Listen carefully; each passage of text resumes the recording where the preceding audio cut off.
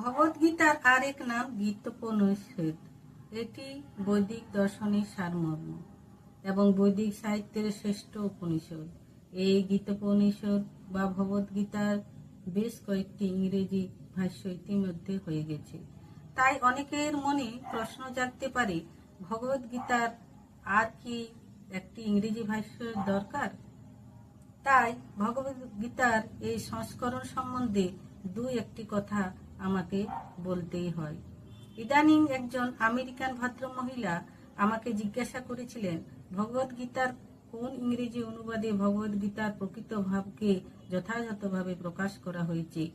আমেরিকাতে ভগবদ্গীতার বহু ইংরাজি সংস্করণ পাওয়া যায়, কিন্তু আজ পর্যন্ত আমি এমন একটি ভগবদ্গীতা পেলাম না যাতে ভগবদ্গীতার যথার্থ ভাবকে বজায় রেখে তার অনুবাদ করা হয়েছে।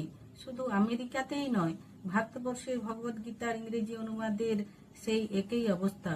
তার কারণ হচ্ছে, ভাষ্যকারেরা ভগবদ্গীতার মূল ভাব বজায় না রেখে তাদের নিজেদের মতামতের পরিপ্রেক্ষিতে তা ব্যাখ্যা করেছেন।